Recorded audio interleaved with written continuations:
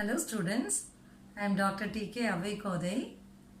This video is my second video for the chapter Liquidation of Companies. In my previous video, I have clearly explained what is meant by liquidation, who is a liquidator, and what are the duties of a liquidator. Today, I am going to tell you regarding what is liquidator's remuneration and how to calculate liquidator's remuneration. Let me proceed further now. Now, let me tell you what is meant by liquidator's remuneration. The liquidator does the job of realizing all the assets and paying all the liabilities for a remuneration, and such remuneration is only called as liquidator's remuneration. This liquidator's remuneration usually consists of two parts. The first part is it is calculated as a percentage on assets realized, and as the second part it is calculated as a percentage on amount available to unsecured creditors. Now, let us go in detail regarding the calculation of liquidator's remuneration. Now, let me tell you how the remuneration will be calculated as a percentage on assets realized. While calculating the liquidator's remuneration as a percentage on assets realized, all the assets realized will be taken into account at the realized value which will be given to you in the problem. In case if there is any asset for which the realized value is not given, in such a situation, the asset will be taken at the book value itself. That is at the value at which it is given in the problem.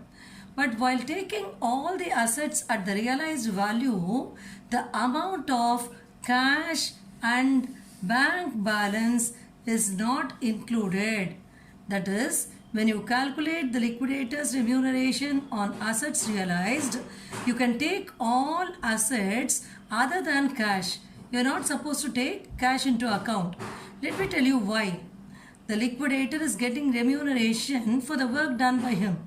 What is the work he is doing? He is realizing all the assets. He is selling all the assets and he is getting money out of which he makes payment. So what happens is all the assets are being sold and he is receiving cash in turn for which he has done some work. But when you take cash which is available already, it is already available in its own form and the liquidator has not paid any role here, so he will not get any remuneration on cash.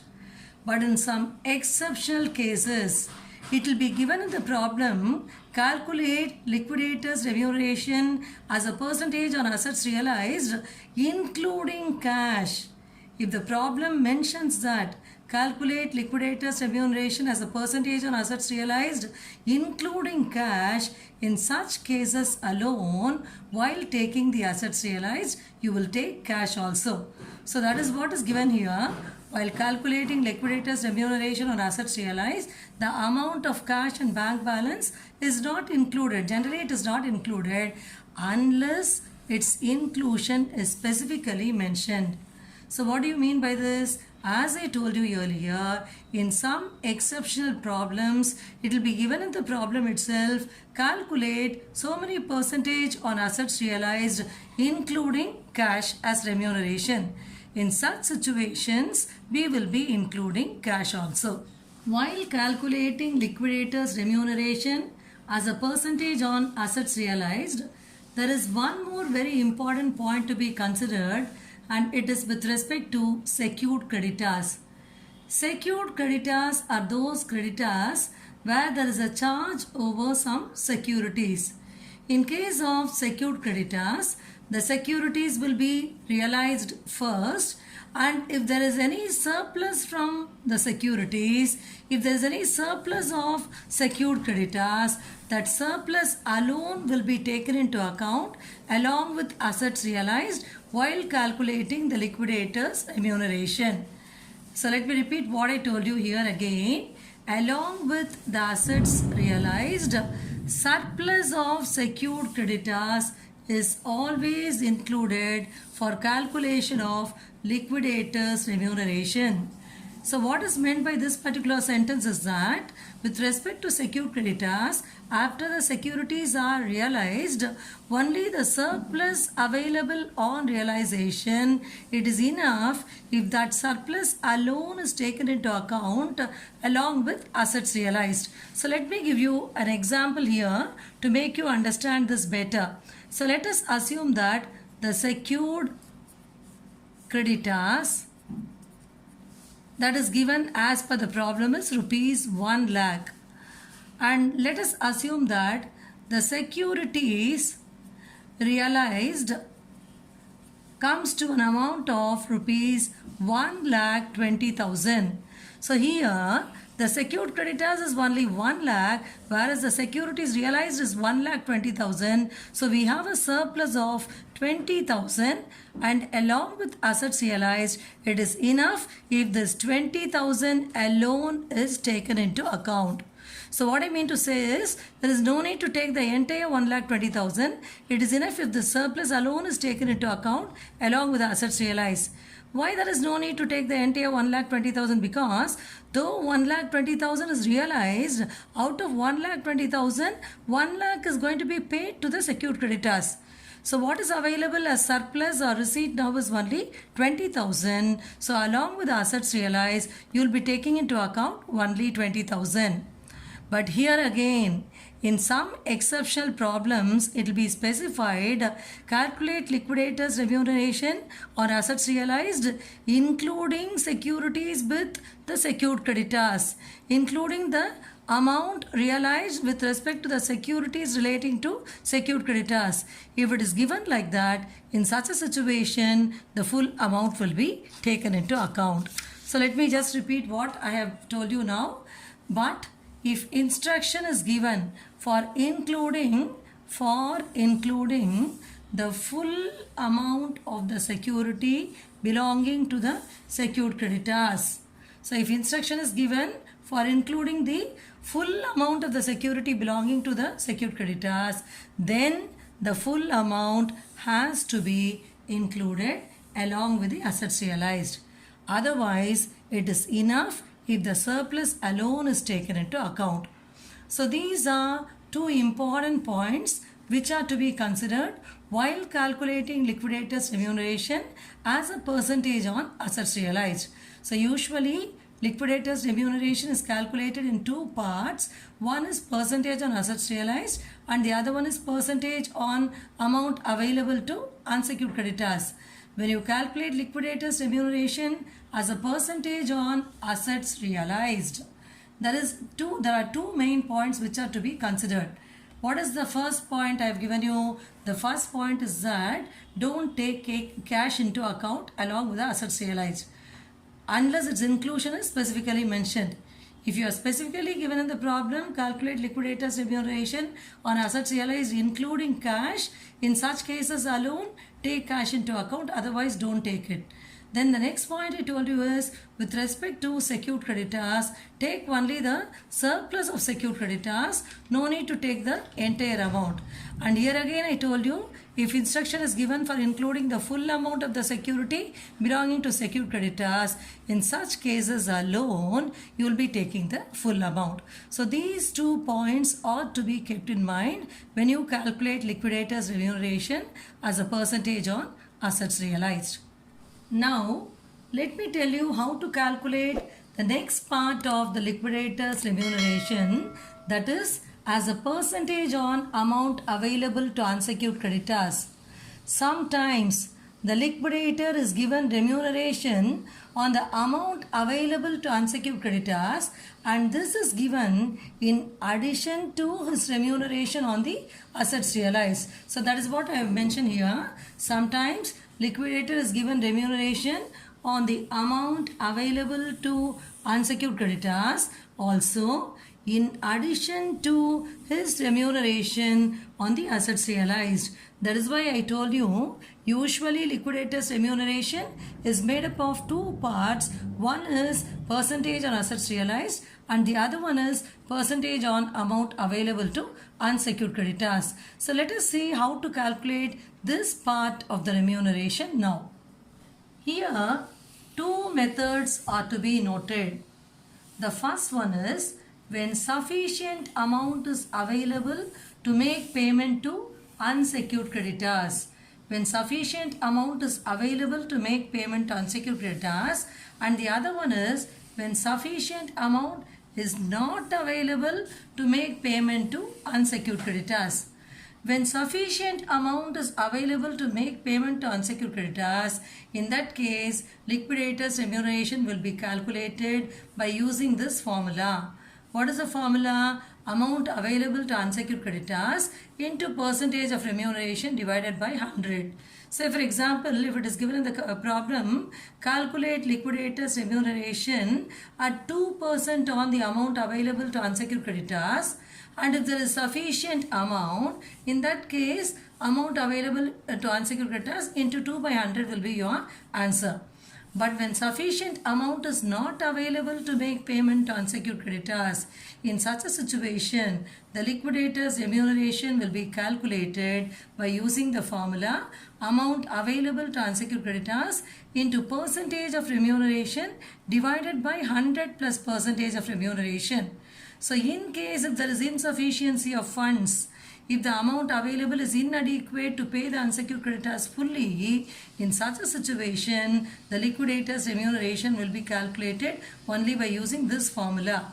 What is that? Amount available to unsecured creditors. Say for instance, if it is given as 2% in the problem, it will be 2 by 102. If it is given as 3% in the problem, it will be 3% divided by 103. If it is given as 4%, it will be 4% divided by 104. Like that, you will have to do the answer. And I'll be explaining to you how to find out the amount available to unsecured creditors. Always remember, in 99% of your problems, you will get the need to use only this formula. The reason is, generally, only unsound companies or sink companies or companies which are continuously running at a loss, they will be going into liquidation. So I have already told about the order of payment in my previous video. When you talk about the order of payment, when you settle the unsecured creditors, you will not have adequate funds to settle unsecured creditors in most of the cases, with respect to most of the companies. So you will have a situation where there will be insufficiency only. So you will be applying only this formula, amount available to unsecured creditors into percentage of remuneration divided by 100 plus percentage of remuneration. The question now is, how to calculate the amount available to unsecured creditors? This calculation is very simple. So for this, what you have to do is receipts less payments. The amount realized by the liquidator by realizing all the assets. So total of all the receipts, which means total of all the assets realized by the liquidator will be taken, including cash, because cash is also available, isn't it? That is also available for payment. Only for calculating liquidator's remuneration, we will not take cash. Here we will be taking cash also. So total of all the receipts, all the amount received from the sale of assets, including cash, will be taken. From that, you have to make payments, less payments. The payments will be made in the order of payment. To have a better understanding of this part, please watch my previous video, for which I'll give you the link in the description. So payment will be made in this order. Legal expenses will be paid first. Liquidator's partial remuneration. Why we call it as partial remuneration? Because at this stage, we have calculated one part of the remuneration, that is remuneration as a percentage on assets realized. The other part we are yet to calculate. Okay, so only liquidator's partial remuneration is available. So enter legal expenses, make that payment, then liquidator's partial remuneration, and if there is any liquidation expenses, that will have to be met off, that will have to be paid. Then payment to preferential creditors because they enjoy priority. Then payment to debenture holders. So total all these payments from the receipts, total all these payments and make these payments, and whatever balance is available now, that amount is only available to unsecured creditors. So how will you call this amount? This amount will be called as amount available to unsecured creditors. How did you calculate this amount? It is nothing but the total of all receipts, that is all assets realized including cash, less payments made in the order till debenture holders. Now what is left over is the amount available to unsecured creditors. I was telling you regarding sufficiency and insufficiency, isn't it? To make you understand this, let me give you a small example.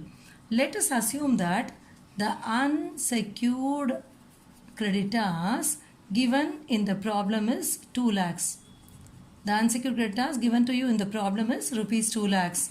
And let us assume that when you do this calculation and when you arrive at the final answer, you get 1,80,000. That is, your receipts less payments gives you 1,80,000. What does it mean? The amount available is only 1,80,000, whereas what is due to the unsecured creditors is 2 lakh. So such a situation is only called as a situation where there is not adequate funds or a deficiency situation. For this situation only, you will be using the formula amount available to unsecured creditors into percentage of remuneration divided by 100 plus percentage of remuneration. This will be the position in almost all the problems and majority of the problems. Now let me make you to understand what is meant by sufficiency also, right? Say for instance, if you are given unsecured creditors 2 lakhs in the problem, and when you do receipts minus payments, if you get 2,20,000, this is called as sufficiency. It means that sufficient funds are available to pay the unsecured creditors fully. Because what you need is only 2 lakh, but what is available is 2,20,000. If this situation is there, in that case the liquidator's remuneration will be calculated by applying the formula amount available to unsecured creditors into percentage of remuneration divided by 100. But this situation, getting this particular situation is very, very rare. This will not happen. I can't say that this will not happen. This will very rarely happen. So if at all there is a problem involving such information, you will be applying the formula in that way. Otherwise, for majority of the problems, liquidator's remuneration will be calculated as amount available to unsecured creditors into percentage of remuneration divided by 100 plus percentage of remuneration. So this is how the second part of the remuneration will be calculated. The first part of the remuneration will be calculated as a percentage on assets realized, and the next part of the remuneration will be calculated as a percentage on amount available to unsecured creditors. I hope you are clear till this. Now, there is one more very, very important point to be remembered. That is, preferential creditors are also treated as unsecured creditors. Preferential creditors are also treated as unsecured creditors because we don't have any securities with respect to preferential creditors also.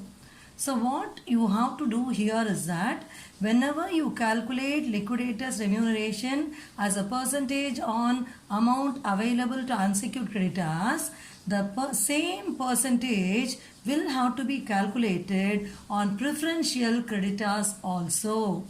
So if it is given in the problem, calculate liquidator's remuneration at 2% on the amount available to unsecured creditors, you will have to calculate liquidator's remuneration at 2% on preferential creditors also because they are also treated as unsecured creditors.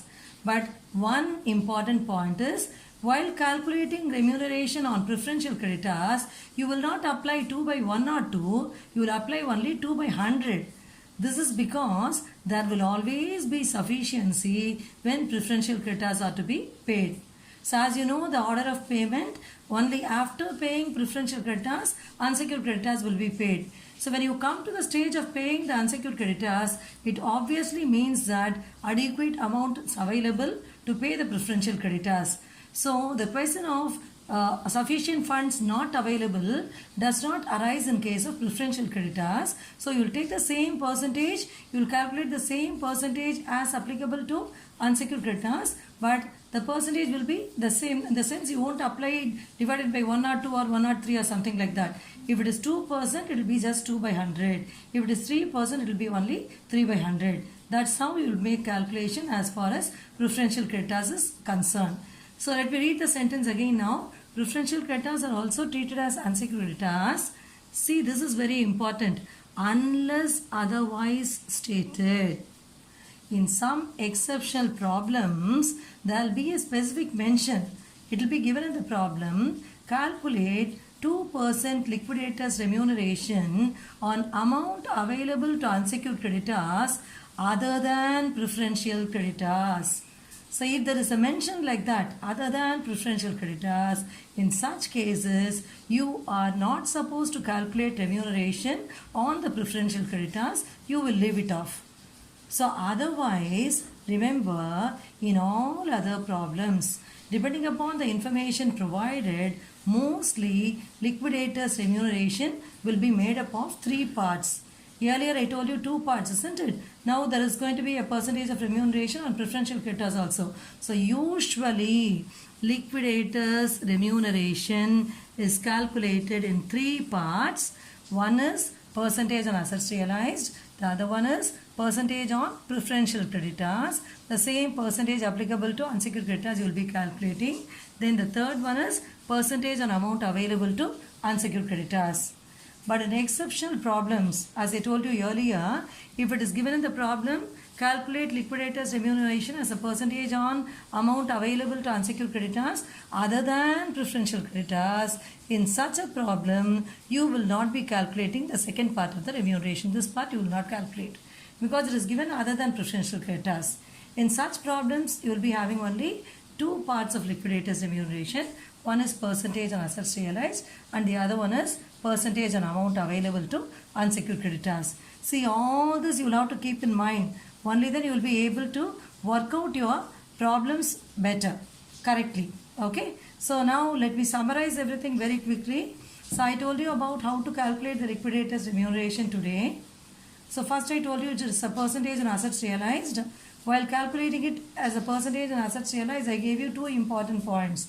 One is don't take cash into account unless its inclusion is specifically mentioned. The other one I told you is take only the surplus from securities. Here again, if inclusion of the full amount is given in the problem, you have to take the full amount. And then regarding percentage on amount available to unsecured creditors, I told you preferential creditors is also unsecured only. So the same percentage you will have to calculate on preferential creditors also unless otherwise given. And while calculating the percentage of remuneration on amount available to unsecured creditors, you have to see whether sufficient amounts are available or not. I told you in most of the cases sufficient amount will not be available and so you will be applying the corresponding formula. So I think you are clear with what all I have told you now. So today I have told you about what is liquidators remuneration and how to calculate liquidators remuneration. In my next video, I will be working out problems involving the calculation of liquidators remuneration. If you like this video, subscribe to my channel. Thank you very much for watching this video.